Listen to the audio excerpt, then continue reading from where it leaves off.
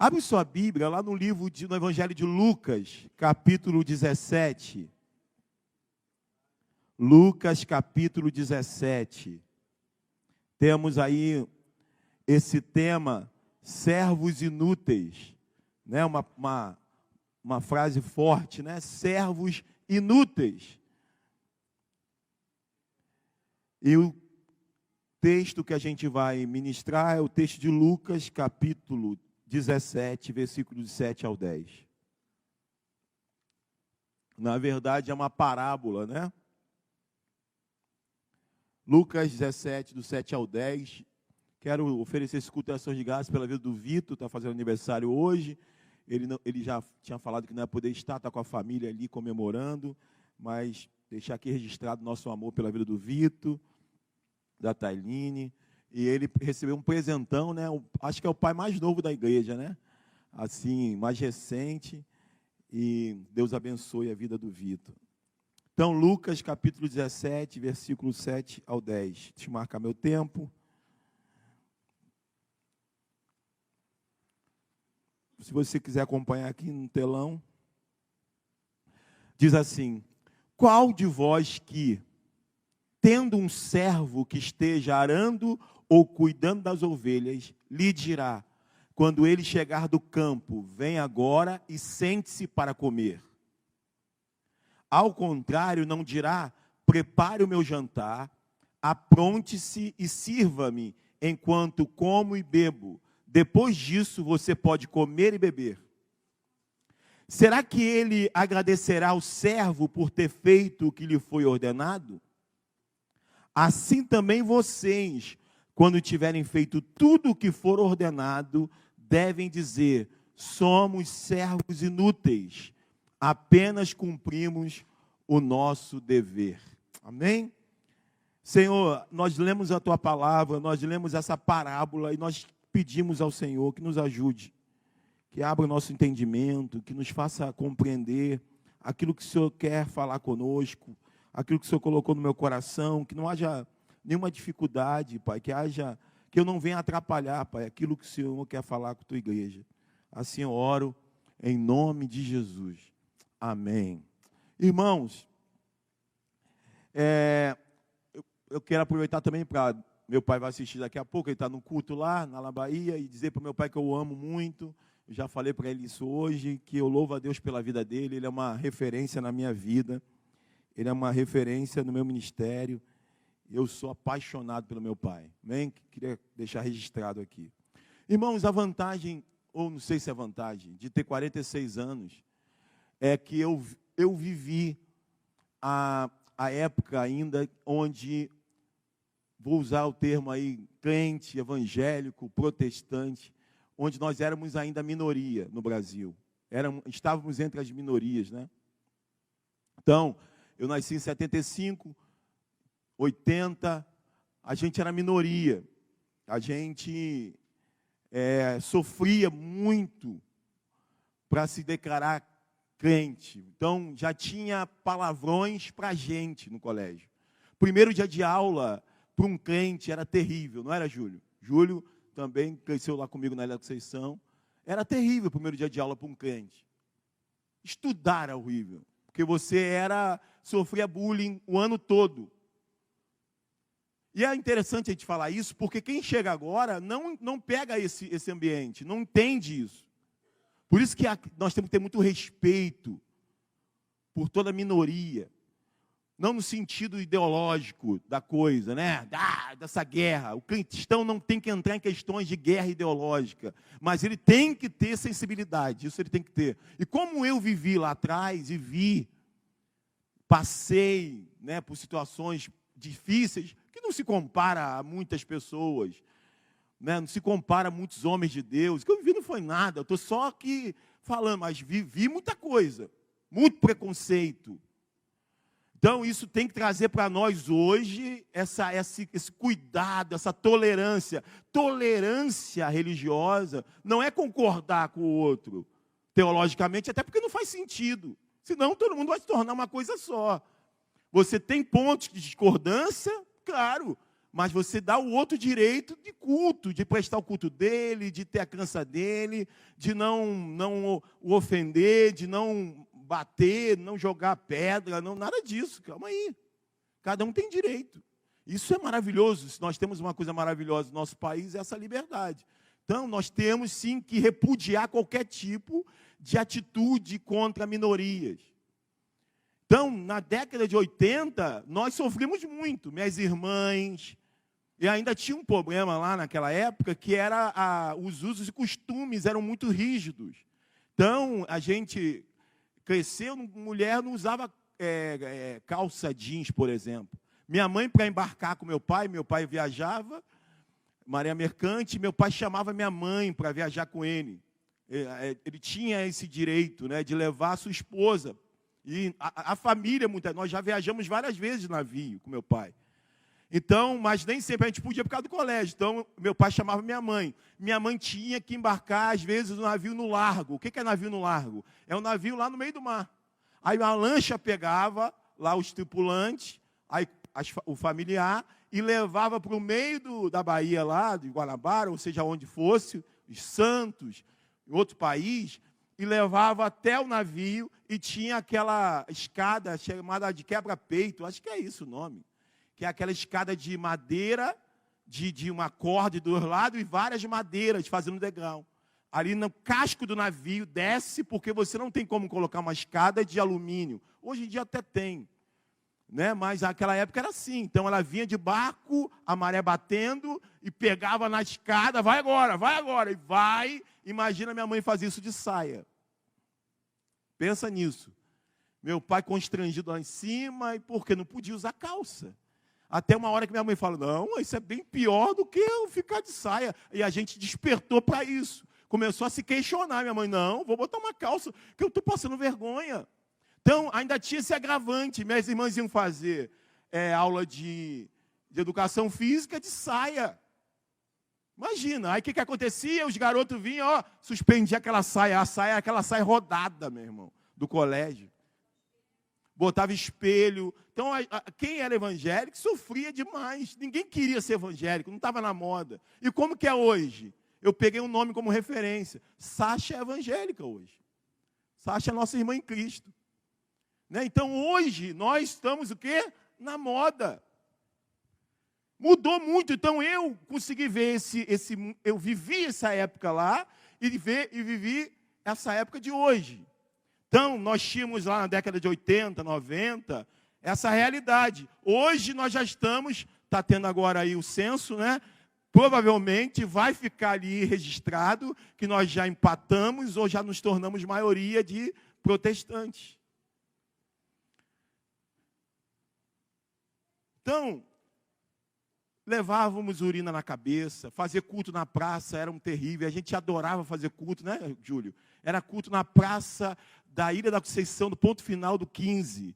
Aí aquele culto, aí tinha bumbo, a gente usava um bumbo. Tipo um negócio desse, mas era mais estreito, mais enorme. Aí, bum, nós abrimos este culto. Então, sempre aparecia um bêbado, começava a dançar e tal. E sempre tinha alguém para pregar a urina, vou jogar nesses crentes. Aí xingava e jogava. E todo mundo cheio de urina.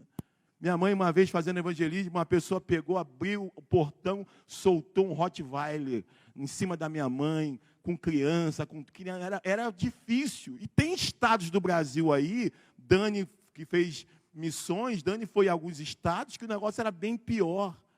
Era uma coisa terrível mesmo. Muito terrível. Se vocês for estudar aí, década de 60, então, meu irmão, gente morria. Então, hoje a gente está na moda. Música evangélica. Eu não faço essa distinção, tá?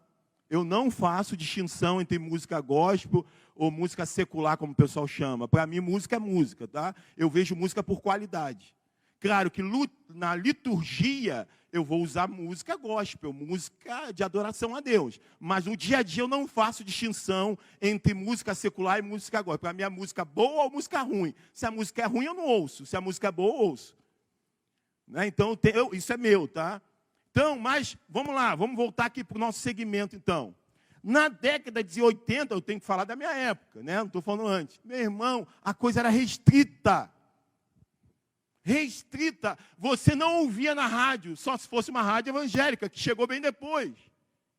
A gente não ouvia música evangélica, gospel, na rádio. Era tudo difícil, era o Zé de Paula, era o Álvaro Tito, que eu amo. Mas era tudo muito difícil para conseguir um estúdio, para conseguir alguém para produzir aquilo. Era uma dificuldade. Hoje nós temos músicos, os melhores do Brasil, os premiados. Nós temos empresas de bateria que patrocinam bateristas evangélicos, com nome lá na baqueta, baqueta de tal fulano. Hoje a gente tem uma outra realidade. Você está no mercado, está cantando louvor. A música evangélica hoje, ela rompeu a barreira que havia. Então hoje todo mundo canta.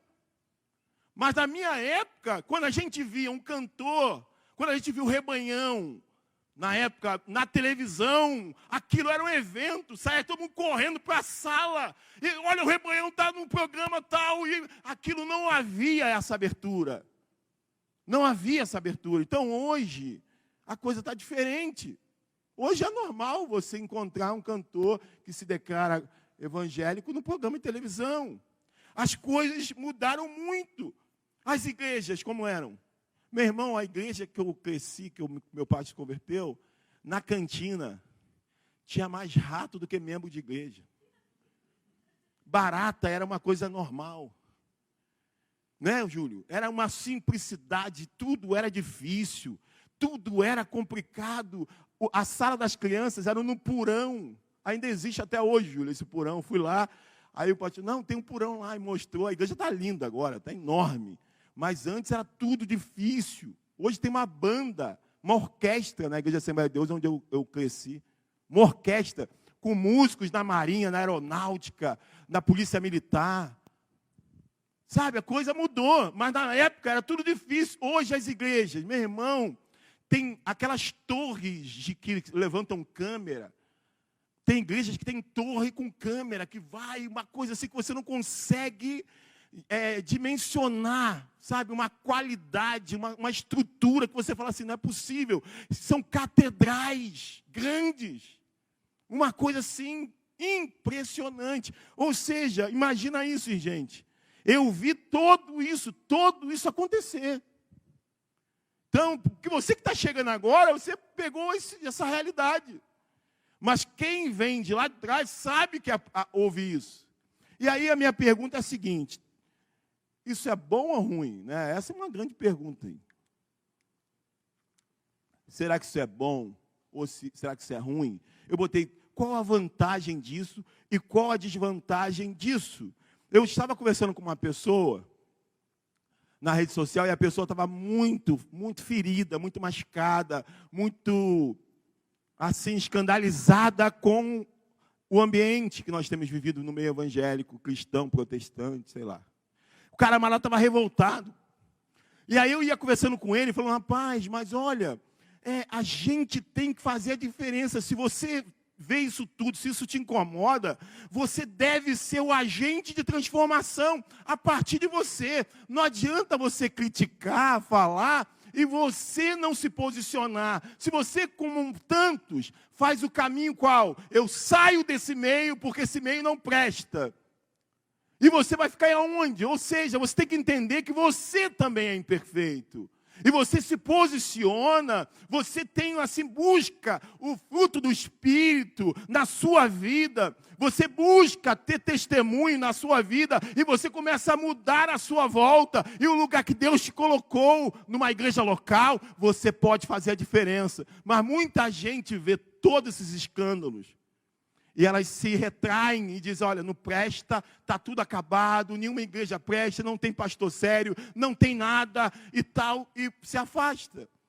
Então, eu queria muito dizer para você, talvez por uma questão do que eu penso, dizer assim, olha, só tem desvantagem nisso, nesse crescimento. Mas eu não quero, porque eu quero usar o mesmo conselho que eu dei para ele. Eu disse, cuidado com a síndrome de Elias. Síndrome é um conjunto de, vamos botar aí de sintomas. E aí você fala síndrome de burnout, é o esgotamento emocional de alguém. Então, você vai no médico, no psiquiatra, e ele vai te avaliar, e você vai falar o que você está sentindo, e vai dizer, você está com síndrome de burnout. Você está com esgotamento emocional. Ou você está com uma outra síndrome e tal, vai falando. Síndrome é um conjunto de comportamentos, de reações, né? Então, a síndrome de Elias é qual? É a generalização.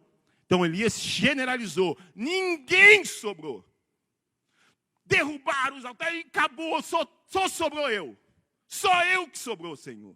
Eu fiquei sozinho. A síndrome de Elias, dos sintomas é a generalização. Ninguém presta, não sobrou ninguém, só tem eu. E ainda estão querendo me matar. E aí, o que foi dito para ele? Ei, Elias, existem 7.000 que não se dobraram a Baal. Tinha 7.000 pessoas, talvez orando por ele, talvez intercedendo por ele, talvez esperando por ele para fazer a obra, que ele não enxergava, porque ele começou a generalizar. Uma das reações da síndrome de Elias é a generalização. Nenhum pastor presta, nenhuma igreja presta, não tem ninguém, só tem eu. Então, como eu falei isso para ele, eu não quero também dizer para você que não há vantagens. Há vantagem, sim. Qual seria a vantagem? É o que diz Filipenses 1, 17 e 18. Qual é a vantagem? Pode colocar para mim, Filipenses, se puder, 1, 17 e 18. Paulo falando o seguinte, aqueles que pregam Cristo por ambição egoísta, sem sinceridade, pensando que me podem causar sofrimento enquanto eu estou preso, olha, a pregação lá é egoísta, sem sinceridade. Não é uma pregação, é com uma motivação boa. E o intuito dessa pregação é ferir Paulo que está preso. Mas ele vai dizer o seguinte, mas que importa? Que importa?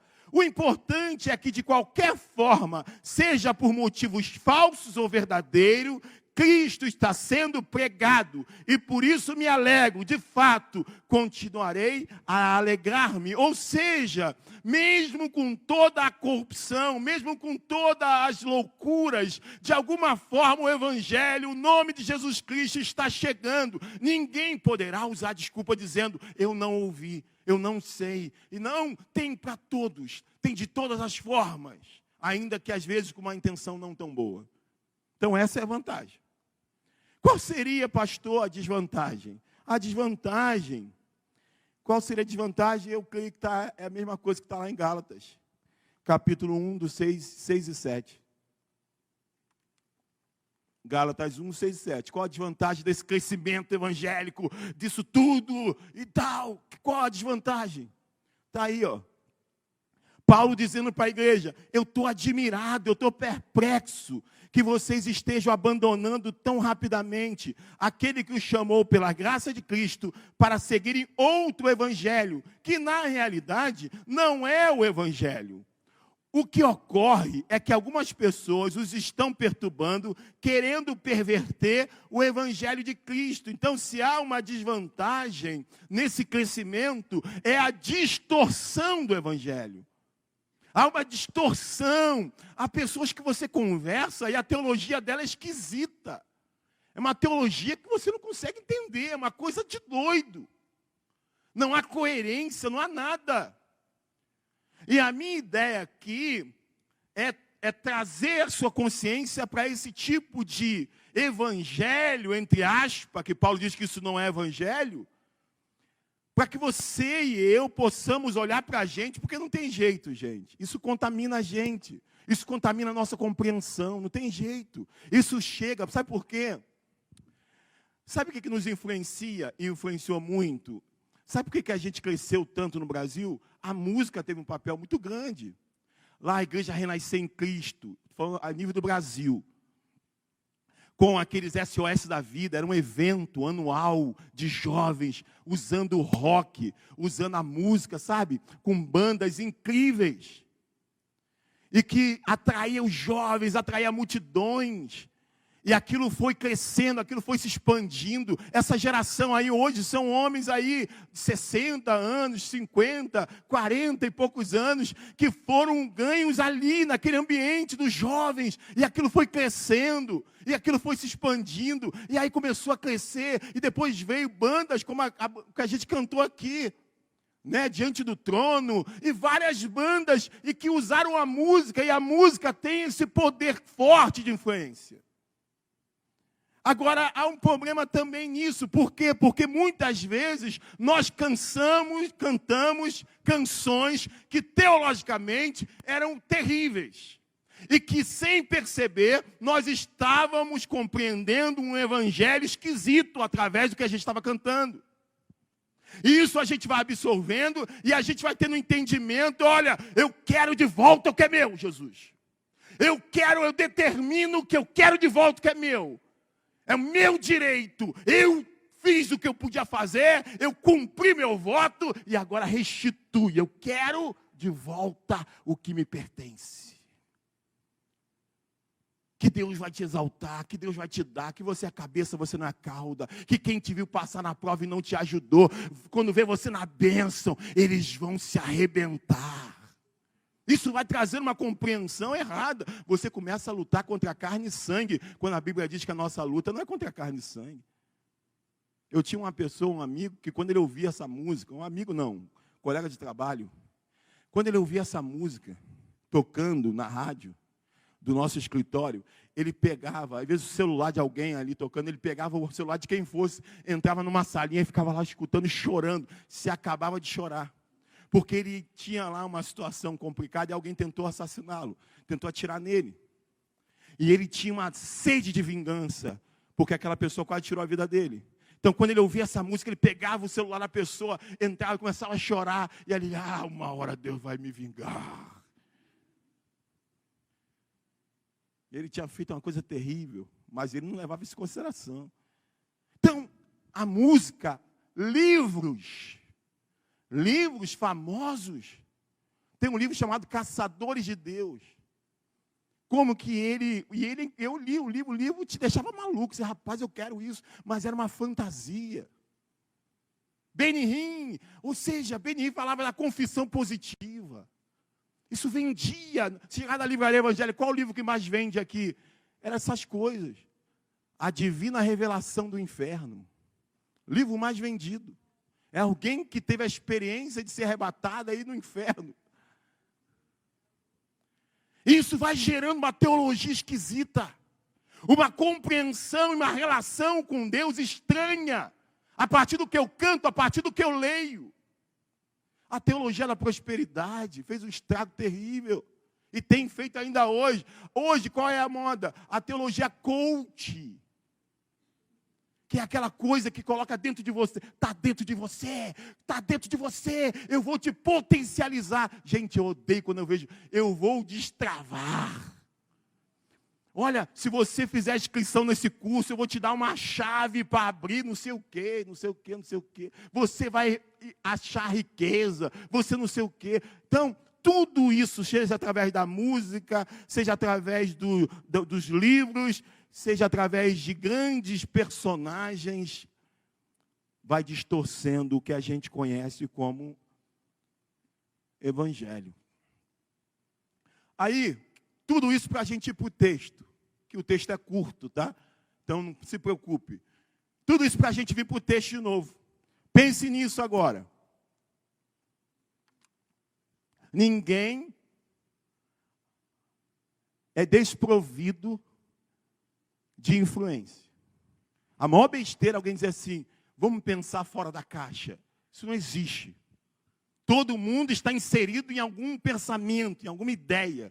Não tem como você se sair disso. Então, todos nós temos influência. Por isso que é importante, não vos conformeis com este mundo, mas transformai-vos pela renovação do vosso entendimento, na Escritura, na palavra, para que você experimente, para que você compreenda a boa, perfeita e agradável vontade de Deus. Se a gente não voltar para a Escritura, se a gente não voltar para a palavra, se você não estiver aqui domingo que vem pela manhã para estudar, se você não ler na tua casa, se você não entender, nós vamos nos contaminando de tal forma que a nossa compreensão fica distorcida. Então, há muita coisa em nós pela música, pelo que lemos, pelo que ouvimos. Primeira vez que eu ouvi campanha do descarrego, eu quase desmaiei. Hoje você desmaia? Não. Tá até de colocar, vamos colocar aquela campanha de descarrego. A coisa vai vindo e vai pegando a proporção que a gente vai tolerando. Então, voltando para o texto e tentando pensar nisso, no nosso entendimento, da nossa compreensão, da nossa relação com Cristo, com Deus, eu quero ler o versículo 7 novamente. Porque Jesus está falando uma parábola. O que é parábola? É uma história contada, uma ilustração, talvez não verídica, mas do cotidiano deles, para trazer verdades espirituais. Então, quando Jesus queria ensinar verdades, princípios, ele usava uma história. Ele vai falar de ansiedade, vai dizer, olha os passarinhos, está vendo lá? Você está vendo eles carteira assinada? Vocês estão vendo ele acordar, ir para um trabalho, bater cartão e pegar um dinheiro? Tem mercado lá naquele ninho?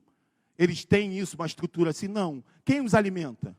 Como eles comem? Se eu alimento eles, como que eu vou esquecer de vocês? Então ele usava histórias da agricultura, ele usava várias histórias da pescaria, da pesca, do cotidiano, para trazer verdades espirituais. E aqui ele está pegando uma coisa da época deles. Por isso que fica estranho quando a gente lê. Porque a nossa relação hoje é CLT. É patrão, empregado, é empresário, é profissional liberal. Mas quando ele está usando aqui um texto para os discípulos dele, e que a gente crê que é inspirada por Deus, e a gente pega uma carona, mas nós precisamos entender, obrigado meu filho, a gente precisa entender que isso foi para uma época, para aquele pessoal lá, e que a gente crê que é inspirada e que a gente pode pegar para nós. Mas para que a gente leia, a gente tem que entender que essa linguagem é para aquela época. Então ele vai dizer assim, qual de vocês que? Aí você vai falar assim, poxa, calma aí, está me incluindo. Beleza, não tem problema, está te incluindo. Só que ele vai falar de uma cultura antiga. Aí qual de vocês, Magda, seu Alfredo, né? Qual de vocês que, tendo um servo, já é uma linguagem estranha, mas é uma linguagem da época. Era servidão, tinha um senhor. A outra coisa, tá? Tem uma palavra que chama anacronismo. O que é anacronismo? É você tentar compreender uma época com a cabeça de hoje. Poxa, isso aqui parece estranho. Não, se eu tenho um servo, se eu tenho um empregado, ele trabalhou, eu boto ele para sentar, para ele comer. Calma aí, gente. A ideia aqui não é essa. Nós sabemos que Jesus é gentil. Nós sabemos que Jesus não veio para ser servido. Jesus lavou o pé dos discípulos, então não entra nesse negócio. Tem gente que fica presa a isso. Não, porque tinha muita guerra, porque matava criança. Gente, você tentar compreender o mundo antigo com a cabeça de hoje, isso se chama anacronismo. Isso é errado. Por quê? Porque é uma outra. Gente, quem pegou aqui o ônibus com gente fumando? Quem pegou essa época? Hoje você consegue conceber isso? Então, se você pegar alguém, mas que absurdo, calma aí, na nossa época isso era normal. Eu fui viajar para a Bahia com um cara fumando cigarro de palha a viagem toda. Mas hoje a coisa é diferente. Então, há questões históricas que é muito ligada àquela cultura de guerra, é aquilo. Até a palavra servo ou escravo, ela não tem o mesmo sentido. Se você pegar escravo e pegar com a ideia de hoje e do que foi algum tempo atrás, não é a mesma coisa. Então, feito essa explicação, vamos nos colocar aqui, vamos usar a expressão patrão empregado. Vamos lá. Qual de vocês que, tendo um empregado, que esteja arando ou cuidando das ovelhas. Vamos usar outra coisa, que esteja lá numa fábrica de costura, você é dono de uma fábrica de costura, ele está lá fazendo lá as calças, ele está lá, sabe, costurando. Aí lhe dirá, qual de vocês lhe dirá quando ele chegar da fábrica? Porque ali tinha essa relação de morar lá na mesma casa, na mesma situação. Aí vem agora, sente-se para comer. Então, o cara é teu empregado. Ele trabalhou o dia todo. Aí quando ele chegou, vamos dizer que ele está morando lá na fábrica mesmo, tem as casas dos funcionários, tem lugar que isso acontece. Aí quando ele chegou, você como chefe vai achar assim, ó, vem cá, senta agora e come. Claro, hoje a CLT protege o empregado. Hoje tem um horário certo, tem uma hora da janta, tem um tamanho do armário, tem a questão tem que ter ventilação, tem que ter horário de descanso. Mas nessa época não era assim. Então era uma relação, quando o cara trabalhava o dia todo, suava. Quando ele voltava, ele não podia sentar para comer. Não é assim, então ele está fazendo essa analogia. Qual de vocês que, usando a analogia da época, usando a ideia da época, que o camarada trabalhou o dia todo, ele chega e você põe ele na mesa para comer? Não, isso não acontece. Não é um padrão de procedimento, de comportamento. Aí ele continua, versículo 8. Ao contrário, qual de vocês que? Agora, ao contrário, você não vai fazer isso. Não faz sentido isso. Porque você é o patrão, o cara é empregado no sentido da época. Vão pegar dentro do contexto das atribuições de um empregado. O empregado tem as suas atribuições. Então não faz sentido, talvez, se naquela realidade, lá no navio do meu pai, que meu pai trabalhava, tinha as hierarquias. Então tinha um local para os marinheiros, o moço de convés, o pessoal de máquina comer. Era um refeitório. Lá agora o piloto, o comandante, tinha um outro refeitório. Quando o comandante, ou piloto, ou oficial entrava na sala onde meu pai e os marinheiros estavam assistindo televisão, mesmo que fosse dia de folga, o que meu pai tinha que fazer? Tinha que levantar. Ele podia estar assim deitado, entrou um oficial, meu pai tinha que levantar. Aí o oficial falava, fica à vontade. Aí meu pai sentava, e não é a marinha de guerra não, é a marinha mercante, tá? Porque é uma hierarquia, e é sobre isso que ele está falando aqui. Ele está usando essa analogia para falar, ao contrário, ao invés de mandar ele sentar, ao contrário, você dirá, prepare o meu jantar, porque era a realidade. Prepare o meu jantar, apronte-se e sirva-me enquanto come e bebo. Depois disso, você pode comer e beber. Essa era a realidade, não tinha sentido o cara chegar, mesmo cansado, e sentar para comer e o patrão ficar ali esperando. Não, primeiro o patrão come, depois você come. Aí eu estava conversando com o Alexandre, falei, Alexandre, como a gente aplica isso hoje? Ele, pastor, buffet é isso. Está aqui Cristiane, trabalha com buffet. Buffet é isso. Ou vai comer antes, ou vai comer após. Não pode um buffet, todo mundo está comendo lá junto com os convidados. Ou está comendo, não. Aí Alexandre falou, a hotelaria, a mesma coisa. Ele prepara para o hóspede. Quando todo mundo comeu, aí eles vão pegar tudo aquilo ali, vai preparar para os funcionários. Então, é essa a comparação que Jesus está falando. Então, versículo 9. Será que ele agradecerá ao servo por ter feito o que lhe foi ordenado? Vamos lá, pensa nisso. Você chega lá, Igor vai trabalhar, você amanhã, Igor, você tem toda uma rotina. Seja trabalhando em casa, seja lá no trabalho. Aí você faz sua rotina. Chega no final do dia, seu patrão vai e liga para você. Igor, eu estou vendo aqui. Ai, começa a chorar seu patrão. Eu estou emocionado, você fez tudo o que você tinha que fazer. Eu estou emocionado. Pode acontecer, né? Por bater uma meta, né? Mas vamos botar que não seja meta. Igor fez só o normal. Eu falo, Igor, eu estou emocionado, Igor. Poxa, cara, eu estou pressionado, você fez tudo o que você tinha que fazer. É essa a comparação. Uma vez, eu estava vindo, eu trabalhava no Bradesco de São Gonçalo. No dia eu passei com Mariana, Mariana, eu trabalhei aqui. Aí eu cheguei para trabalhar. Eu era vigilante, folguista. Então eu trabalhava na agência de São Gonçalo, no Alcântara, em Niterói. Eu ficava aí rodando a semana toda nessas agências para tirar a folga do vigilante. Aí uma vez cheguei na agência de São Gonçalo. Quando eu passei ali, um amigo meu, o outro vigilante, falou: rapaz, aquela coisa, né? Rapaz, a gerente quer falar com você, cara. Era 2 horas da tarde. A gerente quer falar com você. Rapaz, o que eu fiz? Aquele medo, né?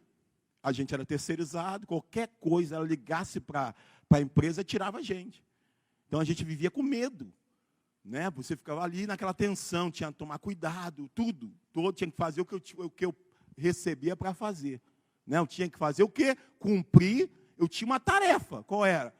Fazer a segurança, chegar naquele horário, uniforme, não podia ter barba, não sei o quê, a arma, e ter cuidado, anotar, e não sei o quê, registrar qualquer situação. Essa é a minha rotina. Eu tinha que ir para o caixa do banco? Eu podia ir para o caixa atender cliente? Podia ou não? Não, não era a minha função. Aí a gerente queria falar comigo, e agora? Coração, aí eu subi, rapaz, não precisou nem eu... Antes de trocar de roupa, quando ela me viu, Davi, vem cá. Vem cá, Davi, vai alto. Aí ela queria, né, chamar atenção mesmo. Vocês vão entender por quê. Ela, vem cá, senta aqui. O que você fez? Aí eu, meu Deus, coração, bum, bum. O que você fez? Me explica qual a mágica que você usou.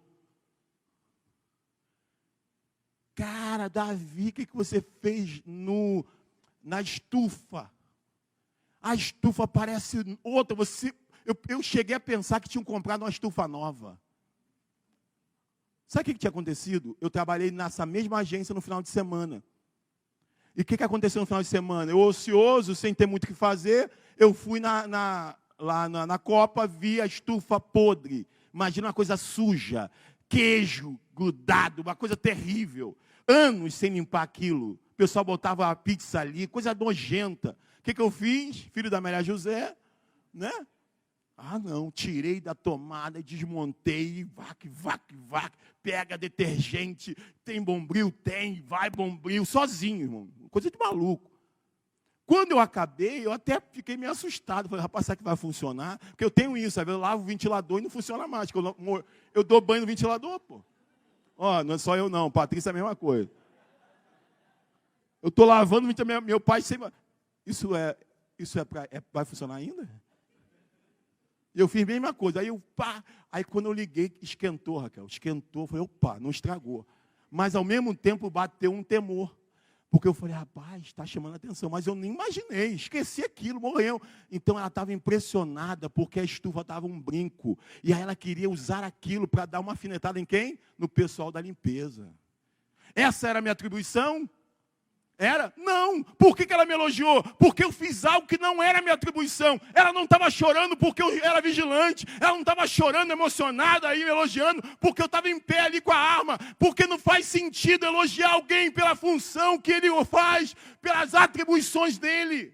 Você pode até elogiar, claro. Poxa, eu estou muito satisfeito com o seu trabalho. Mas não faz sentido nessa ideia que Cristo está falando aqui. Não faz sentido. Agradecer ao servo porque fez o que tinha que ser feito. O que você tem que fazer? Chegou no campo, você tem que preparar a comida do seu patrão. Depois que o seu patrão comer e a família dele, aí sim, é a tua hora de comer. E no final, ele pode te elogiar, claro, mas não é normal. Por quê? Porque é a sua atribuição. Jesus está usando esse exemplo para os seus discípulos. E nessa noite, ele está nos lembrando essa realidade. Versículo 10. Ele vai aplicar agora. Vamos aplicar? Vamos aplicar essa história? Agora a gente vai entender. Assim também vocês, discípulos, Pedro, João, Tiago, Davi, Claudinha, Luiz, assim também vocês, quando tiverem feito tudo o que foi ordenado, devem dizer, somos servos inúteis, apenas cumprimos o nosso dever. Irmãos, essa fala de servo inútil não é de Cristo para nós. Observe isso. Ele não está dizendo, Claudinha, você é um servo inútil, Claudinha. André Clay, você é um servo inútil. Não, não é isso que o texto está falando. O texto está dizendo que depois de ter feito tudo o que é para a gente fazer, as nossas atribuições como servo do Senhor, como crente, como cristão, como evangélico, como protestante, nós devemos dizer para nós, servo inútil, não cumpri apenas o meu dever. A fala não é dele para nós, de humilhação. A fala é para que a gente entenda que quando a gente faz, quando a gente cresce, quando a gente abandona o pecado, quando a gente começa a se santificar, começa a se separar espiritualmente, começa a sobressair pela nossa postura, começa a evangelizar, começa a ganhar vida para Jesus, comece a ser alguém diferente. Você tem que olhar para isso e não achar que você acumulou bens suficientes para dizer para Ele, eu quero, me dá, eu mereço, eu sou digno. Não. Você não fez nada além do que você tem que fazer. Por isso que vai dizer servo inútil. Nós temos que dizer, eu fiz tudo. Fiz. Só cumpri meu dever. Eu tenho que estar o tempo todo me lembrando, eu sou um servo inútil, porque eu só faço aquilo que eu posso fazer. Porque senão, a gente começa a achar que a gente é alguma coisa. Ah, não, pô. Ah, paz, cara, eu sou um cara... Eu estava vendo um pastor falando, olha, esses garotos estão vindo agora, esses pregadores novos têm que entender que tem gente que chegou antes. Uma arrogância, achando que pode acumular coisas e bater, dar carteirada em Deus. Te dou uma carteirada, olha aí, o que eu tenho. A confissão positiva é assim, gente. Determina. Determina que vai acontecer. Declara. 1 Coríntios 9,16, Paulo dizia, contudo, quando prego o evangelho, não posso me orgulhar, pois me é imposta a necessidade de pregar. Eu entendi, eu fui salvo, isso vem, brota esse desejo, essa vontade. Ai de mim se não pregar o evangelho. E aí eu quero já partir para o final, pensando aqui em 2 conceitos errados sobre nós, como que podemos ter ao trabalhar no reino de Deus. 2 conceitos errados que nós podemos ter sobre nós, quando nós trabalhamos fazendo aquilo que é para a gente fazer mesmo. Primeiro, nos julgarmos merecedores de receber alguma coisa. Primeira coisa que a gente pode cair no erro, quando a gente começa a fazer, me converti, estou trabalhando, estou servindo, isso, aquilo. Primeira coisa, nós podemos nos julgar merecedores de receber alguma coisa pelo que fizemos. Aí, aquela ideia da carteirada. Eu dou uma carteirada pelo que eu tenho, pelas minhas obras, pelo que eu fiz. É como se pudéssemos comprar indulgências. Eu estou comprando o direito de receber. Quando eu dizimo, eu vou ter o direito de ser rico, próspero e ter o carro que eu tanto almejo, porque eu estou fazendo aquilo que foi determinado. Já ouvi várias vezes pessoas me ligarem ou conversarem comigo e dizer, pastor, eu não estou entendendo o que está acontecendo comigo, eu fiz tudo direitinho. Eu cumpri tudo direitinho, eu tenho orado, eu tenho buscado, eu tenho jejuado, eu tenho dizimado. Pastor, não estou entendendo por que eu estou passando por isso. Eu fiz tudo direitinho, mas quem te disse que fazer tudo direitinho te dá garantia de que você tem direito a receber alguma coisa? Nós temos isso incutido dentro da gente mesmo sem perceber. A ideia de quanto mais eu cumprir, quanto mais eu fizer, mais direito eu tenho. Associando tudo que se faz à espera de uma retribuição. Cristo não tem obrigação nenhuma em relação a nós. Tudo que Ele nos fez ou nos faz é exclusivamente pela sua graça e misericórdia. Olha que frase tremenda do Jonas Madureira, uma oração do Jonas Madureira que eu peguei. Grande teólogo, pastor. A obediência não é uma forma de querer conquistar Deus. Vou obedecer porque eu conquisto Deus. Mas a única maneira pela qual podemos dizer que o amamos. Você obedece porque você o ama. Você não obedece porque você vai obedecer e você vai movimentar a mão dele ao teu favor. Você obedece porque você recebeu a graça, porque você foi salvo. Aí você obedece porque você quer amá-lo. Mas não numa forma de barganha. João 14, 21 diz, quem tem meus mandamentos e lhes obedece, esse é o que me ama. Aquele que me ama será amado por meu Pai, e eu também o amarei e me revelarei a ele. A obediência não é uma forma de comprar a Deus, em si, uma prova de amor a ele. Meu irmão, minha irmã, não se julgue merecedor de alguma coisa.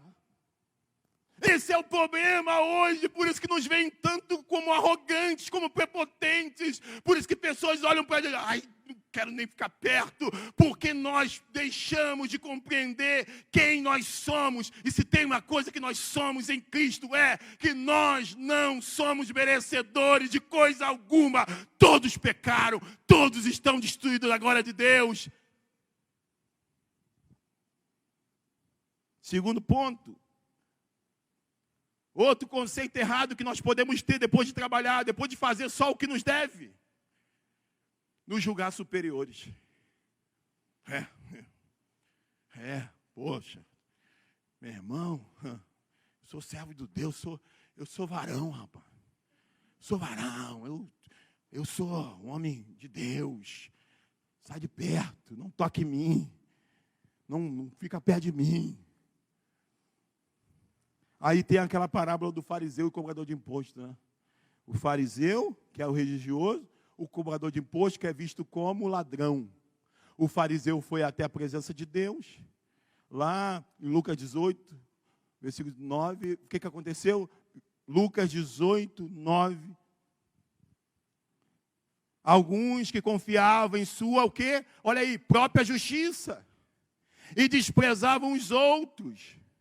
Jesus contou esta parábola. 2 homens subiram a um templo para orar. Um era fariseu, que era o religioso. E o outro publicano, que era visto como ladrão. O fariseu em pé, orava no íntimo. Deus, eu te agradeço porque não sou como os outros homens. Ladrões, corruptos, adúlteros. Nem mesmo, aí olhou para o cara como este publicano. Eu jejuo 2 vezes por semana. Eu dou o dízimo de tudo quanto eu ganho. Agora vamos lá para o excluído, para o mal visto, para o pecador. Aí o pecador, o publicano. Você observa que o religioso, ele estava como? Ele estava como? Em pé. É aquele cara que bota o pé na mesa. É aquele cara que acha um absurdo ter que dar lugar para a velhinha, para uma pessoa idosa. O cara acha que ele é muito, eu sou muito. E aí ele entra na igreja assim, cabeça erguida. Ele entra, ele não se prostra, porque eu tenho direito, eu sou filho do rei, eu sou isso, eu sou aquilo. Agora olha o pecador como que ele está. O que ele fez? Ele ficou aonde? À distância.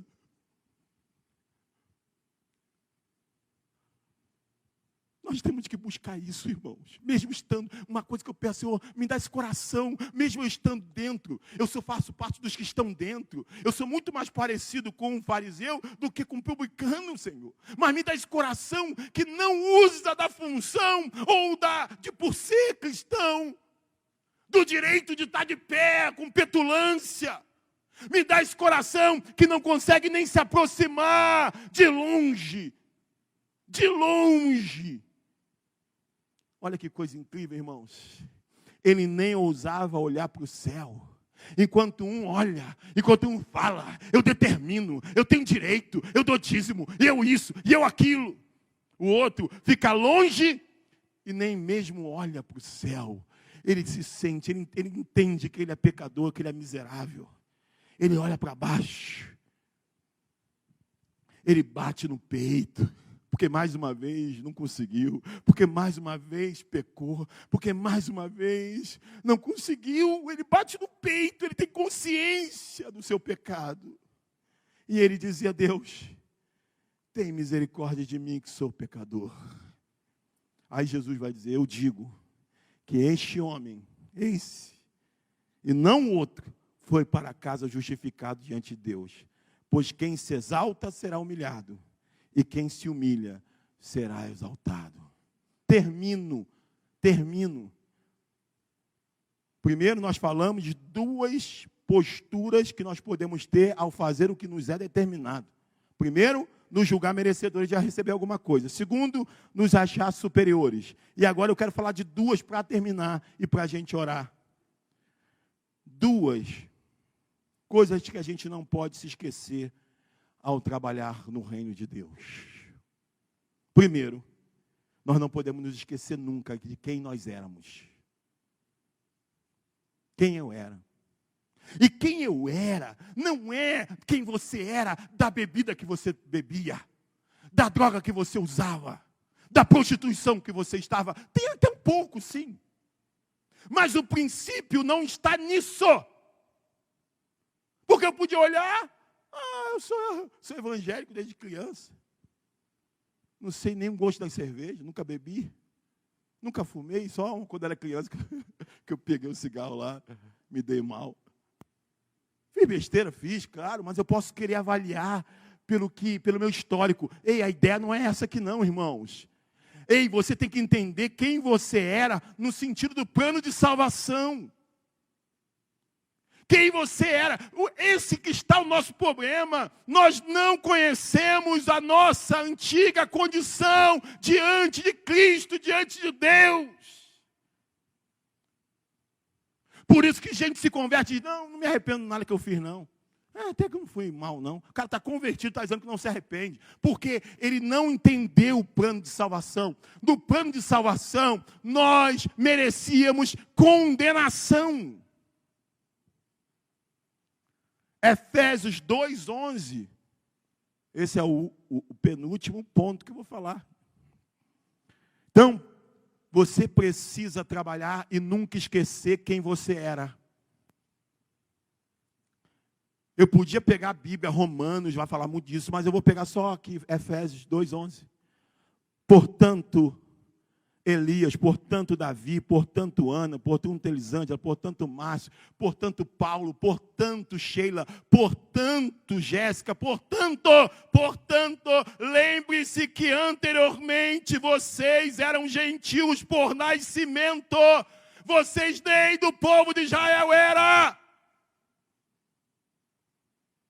E chamado incircuncisão pelos que se chamam circuncisão. O povo eleito, o povo de Israel, olha, vocês são incircuncisos. Vocês não têm a marca da promessa. Essa era a nossa condição. Feita no corpo por mãos humanas, vocês não tinham essa marca. E que naquela época, como que vocês estavam? Naquela época, como que vocês estavam? Naquela época, vocês estavam, preste atenção, irmãos, nisso. Isso é muito sério. Como que vocês estavam naquela época? Estavam sem Cristo, meu irmão. Vou falar uma coisa para você. Eu não sei se você consegue entender o que é estar sem Cristo.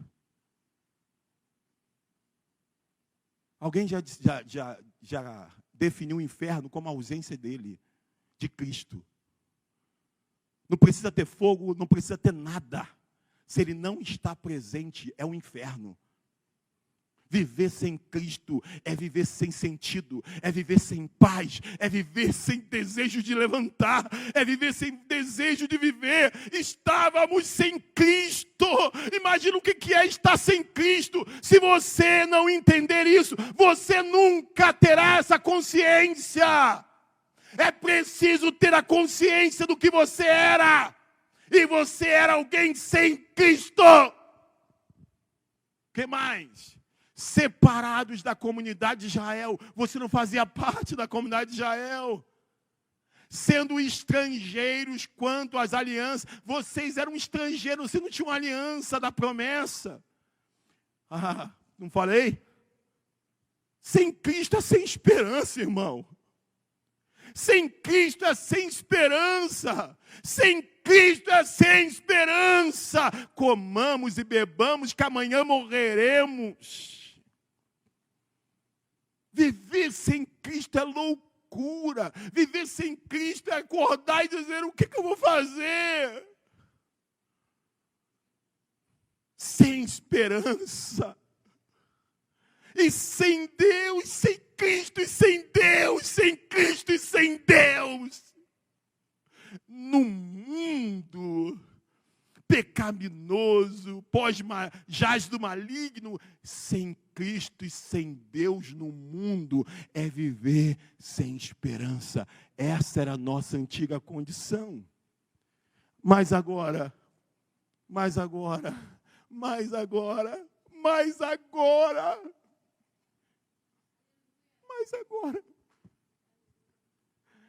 o que aconteceu? O que aconteceu agora, irmã Céia? Fala para a irmã Céia aí, Ian. Bate na irmã Céia. Eu estou falando com você, e agora, irmã Céia? É diferente. É diferente, Bruna. Agora, Bruna. Mas agora, Bruna.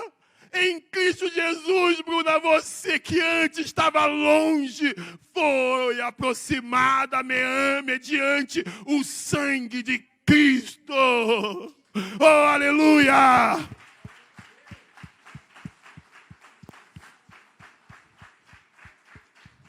Pois Ele é a nossa paz, o qual de ambos os povos, judeus e gentios, fez um e destruiu a barreira e o muro de inimizade que havia.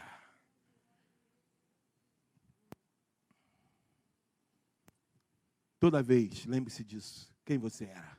Porque tem uma coisa, desculpa, irmãos, desculpa aí o tempo. Eu vou citar o nome aqui, porque é público. Talvez eu fico dando assim, exemplo para que você entenda melhor. Esse caso do assassinato lá qual é o nome dela, daquela menina, da atriz, Daniela Pérez, então, Guilherme de Pádua. Por que é tão complicado? Primeiro, eu acredito na ressocialização das pessoas. Eu sou cristão. Então, creio que as pessoas podem se arrepender e mudar. Eu creio que as nossas leis são fracas e que deveria ter uma lei mais severa. Eu creio que esse crime não pode prescrever e também não pode ter pena atenuada. Eu creio que a pessoa tem que cumprir a pena literalmente. Mas legalmente, ele cumpriu a pena dele. Mas por que, pastor, se você me perguntar, que eu não acredito no arrependimento do Guilherme de Pádua? Porque uma pessoa arrependida, ela tem consciência da gravidade do crime que cometeu. Então, uma pessoa arrependida, ela pode cumprir a pena. E ela não vai ser louca e dizer assim: não, eu quero continuar aqui preso. Embora alguns façam isso, tá? Se recusem a sair. Tanta consciência do que fez, que diz: eu não quero ir embora, eu não mereço ir embora. Eu mereço morrer. Mas, claro, cumpriu a pena. É um direito, ele deu entrada, tem que dar entrada, é um direito. Mas quem se arrepende, embora tenha cumprido a pena, embora tenha direitos, ele entende mesmo assim que ele fez algo terrível e ele, primeira coisa, vive no anonimato. Ele vai pagar uma pena para o resto da vida vivendo no anonimato, porque ele sabe que toda vez que ele aparece, ele fere o coração de uma mãe.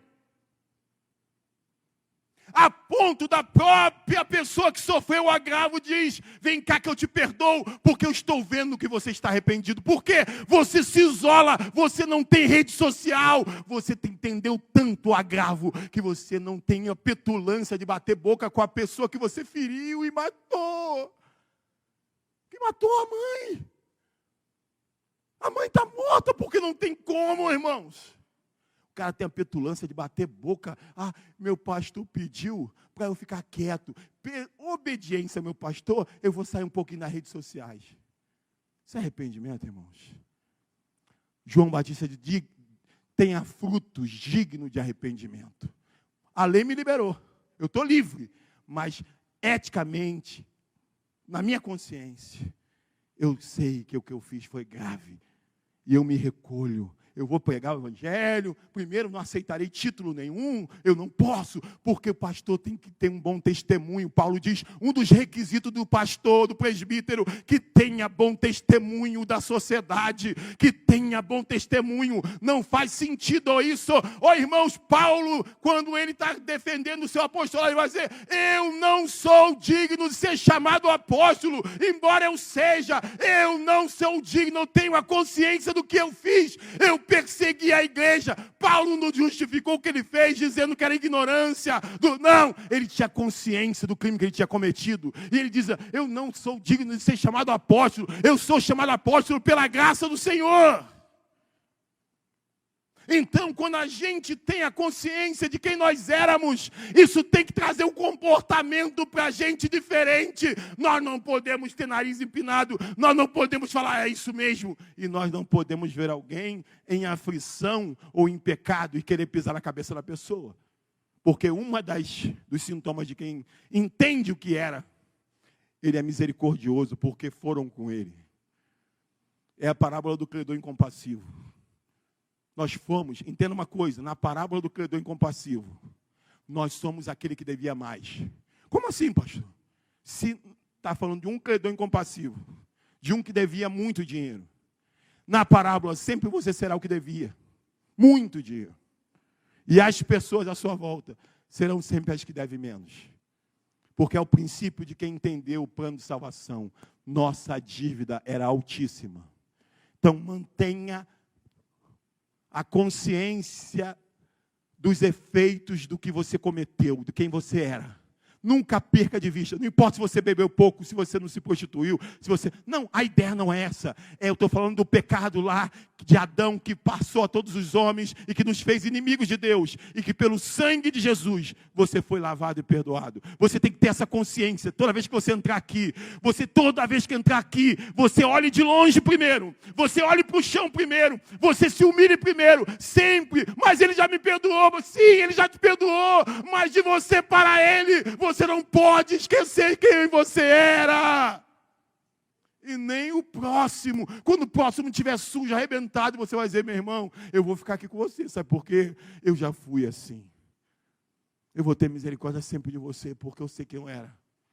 Só fui salvo pelo sangue do Senhor. E termino dizendo, segunda coisa que você não pode esquecer, quem nós éramos. E quem Cristo é. Quem Ele é. Acho que há muita confusão na identidade de quem Cristo é, tá? Como ele falou, quem os homens dizem que eu sou? Ah, diz isso, diz aquilo. Aí Pedro, tu és o Cristo, o Filho do Deus vivo. Nós não podemos esquecer quem Cristo é. Podemos chamá-lo de paizinho? Podemos ser íntimos, conversar de normal, de forma natural, como intimidade. Mas há uma coisa na oração do Pai Nosso muito importante. Pai Nosso, intimidade, carinho. Sabe, você não precisa usar palavras rebuscadas. Não, você tem intimidade, você tem. Mas você fala, Pai Nosso que estás no céu. Lembre-se quem Ele é. Embora você tenha intimidade, nunca esqueça que Ele é aquele que não há nenhum nome dado entre os homens pelo qual devamos ser salvos. Quando foram prendê-lo e falaram, quem é? Quem é? Dá um sinal. E aí ele disse assim, ele soltou, sou eu, ou eu sou. Um dos evangelhos diz que todos os soldados caíram por terra. Sabe por quê? Sobre o nome do Senhor, toda a língua confessará, todo o joelho se dobrará. Ele é o nome que está sobre todo nome. Todo o poder está no nome do Senhor Jesus. Nunca esqueça quem Ele é. E se você trabalha para Ele, você não faz mais do que a sua obrigação. E você diz para você mesmo, eu sou um servo inútil. Que Ele cresça, que eu diminua.